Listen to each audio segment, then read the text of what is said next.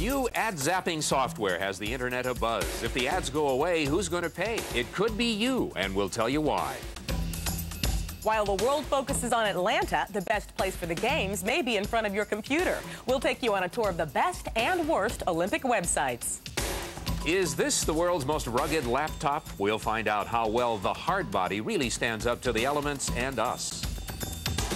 Plus a report on the clash of the industry titans and how your computer can help you train like an Olympian. And the latest news from the digital world just ahead on CNet Central.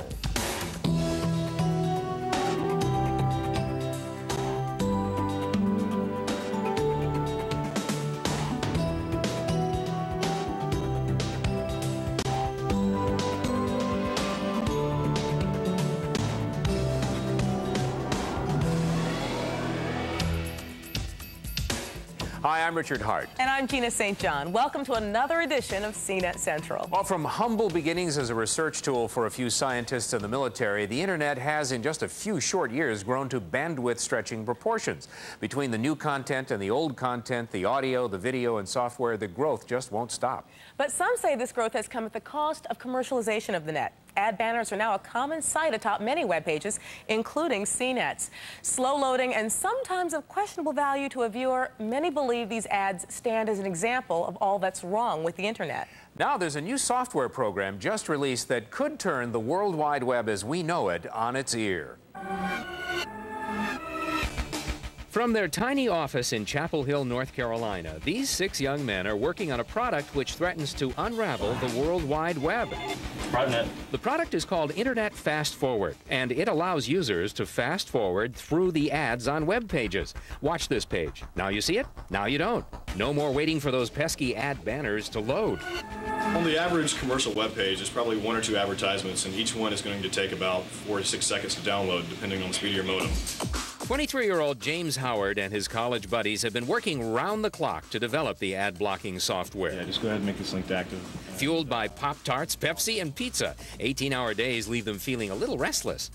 But the test versions of their product have certainly awakened at least one industry. People that use the product love it. The advertisers actually hate it. In the beginning, they thought it was a prank. They didn't even think the program existed.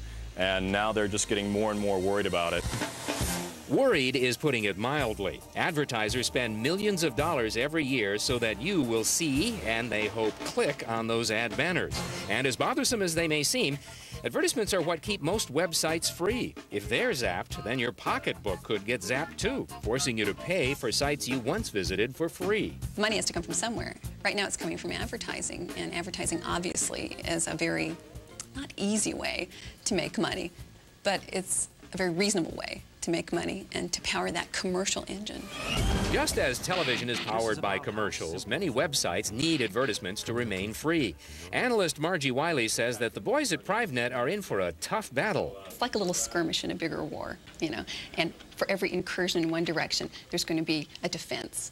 And so if someone decides that they can block ads on the internet, there's a lot of financial incentive for someone like Netscape to make certain that they don't block those ads. Wiley says the internet has become an ideal marketplace for advertisers because it enables them to target very specific groups of people. Right now it appears to be free to people. All I have to do is tell them a little bit about myself, and I get on this site free. When you log on, what do people want you to do? Register. And when you register, you're handing a lot of very valuable information to the people who create that site. Advertisers will pay for that information. Another thing they'll pay for is what's called a cookie. That's a file that's sent from the server to your computer to let advertisers know where you've been and for how long. IFF enables you to filter or block those cookies, taking away that competitive edge from the cookie makers. When you go to a bookstore, the lady at the checkout counter doesn't know what book you browsed in the bookstore, and she doesn't try to sell you another book based on what you were walking around looking at.